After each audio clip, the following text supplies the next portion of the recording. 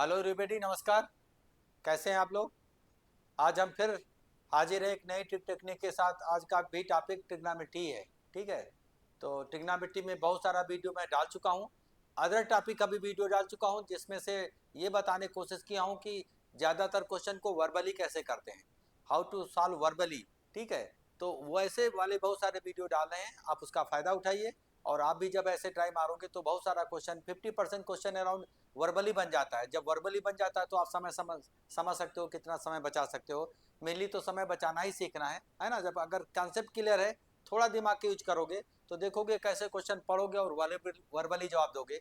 तो इसी हम लोग श्रृंखला में आगे बढ़ते हुए आगे शुरू करते हैं।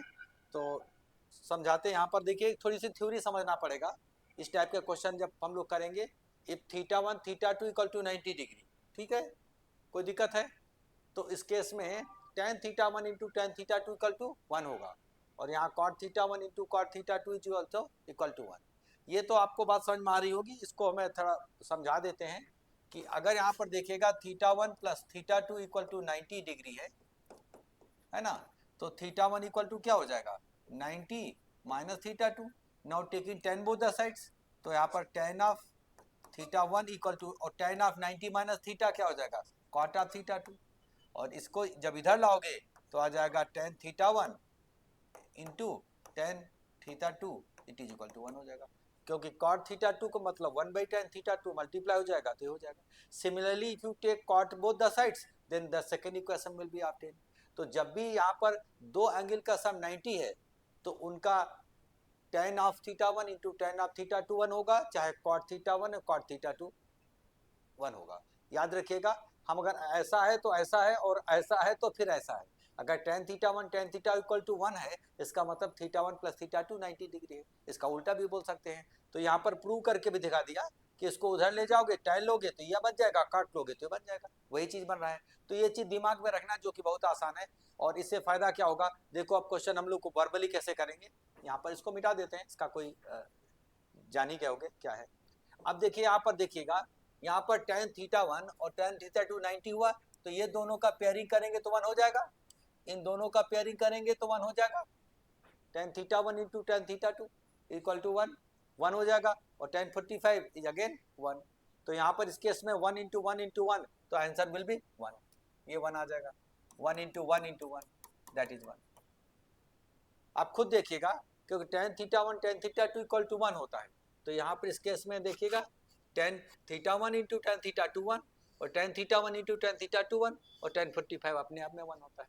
तो 1 इंटू 1 1। तो हो रहा वर्बलिक, नहीं हो रहा है।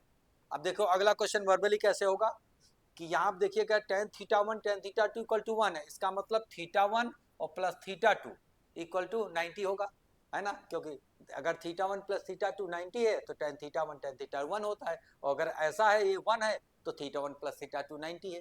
तो θ1 प्लस θ2 1 है, तो इसका मतलब θ1 प्लस θ2 90 है। तो 5 थीटा और 4 थीटा हो गया 9 थीटा। 9 थीटा इक्वल टू 90, तो थीटा इक्वल टू 10 डिग्री। तो tan 30 क्या हो जाएगा, 1/√3। तो आंसर इसका आ जाएगा 1/√3। है ना आसान। फिर से देखिए, यहाँ आप देखिएगा, आप 5 थीटा और plus 4 theta is equal to 90 degree. क्योंकि tan θ1 tan θ2 इक्वल टू 1 है, तो θ1 θ2 90 होता है। तो यहाँ पर इट इम्प्लाइज दैट यहाँ पर क्या हो जाएगा, थीटा इक्वल टू 10 डिग्री। भाई एक मिल करके 9 theta equal to 90 degree, then theta equal to 10 degree. अब tan यहाँ पर 3 इंटू थीटा है, तो tan 30 1/√3।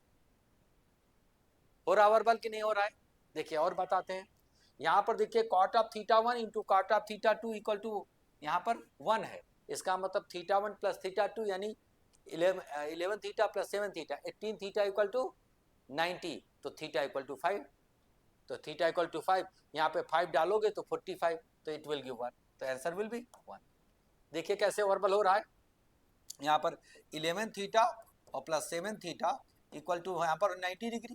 क्योंकि ये खुद है cot θ1 इंटू cot θ1 है, तो इसका मतलब θ1 θ2 90 होता है। तो यहाँ पर θ1 दिस वन θ2 इक्वल टू 90 होगा, है ना। तो यहाँ पर कुल मिलाकर के यहाँ पर क्या मिला, 11 थीटा 18 थीटा इक्वल टू 90, तो थीटा इक्वल टू हो जाएगा 5 डिग्री। ये 11 प्लस 7 18 हो गया, 18 थीटा इक्वल टू 90, तो थी इक्वल टू 5 डिग्री। अब ये 5 डिग्री डालोगे तो ये 9 थीटा है, तो 9 5 जा 45, तो tan 45 1। That will be the answer. तो आप खुद देखिएगा वर्बल हो रहा है कि नहीं हो रहा है। ऐसे ये भी वर्बल हो जाएगा, theta 1 plus theta 2 equal to, यहाँ पर 1 दिया है, tan theta 1 plus tan theta 1, इसका मतलब theta 1 plus theta 2 equal to क्या हो जाएगा 90। तो यहाँ पर बी भी कैंसिल हो जाएगा, 2 इक्वल टू 90, तो ए इक्वल टू 45, और जहाँ यहाँ पे 45 डालोगे तो 90/3, 30 tan 30 क्या हो जाएगा 1/√3, तो that will be the answer 1/√3। देखो कैसे हो रहा है इस केस में, एज पर दिस है ना, तो यहाँ पर क्या करोगे, ए प्लस बी और plus A minus B equal to क्या मिलेगा 90 डिग्री, क्योंकि tan theta 1 in tan theta 2 equal to 1 है, इसका मतलब ऐसा है तो ऐसा है, तो ये कैंसिल आउट हो जाएगा, तो कुल मिलाकर के E इक्वल टू मिला 45 डिग्री, क्योंकि 2 इक्वल टू 90, इक्वल टू 45, जैसे आप 45 डालोगे तो 2a/3, तो tan 90/3, tan 30 is 1/3। This is how we answer this question. तो जितने भी क्वेश्चन हैं यहाँ पर ऐसे सब वर्बली बन रहे हैं, बशर्ते ये आपका बेसिक फंडामेंटल चीज आपको पता ही होना चाहिए। इतना अगर एलिमेंट्री लेवल चीज पता है तो you can answer so many questions verbally. तो जैसे हम कुछ एग्जाम्पल दिया, ऐसे बहुत सारे क्वेश्चन हम लोग अप्लाई कर सकते हैं, ठीक है।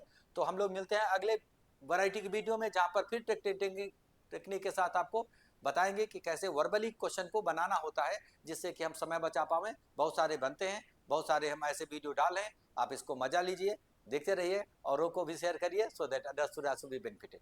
ठीक है, तो मिलते हैं नए टेक्निक के साथ नए वीडियो में। Till then good bye, thank you very much for watching this video.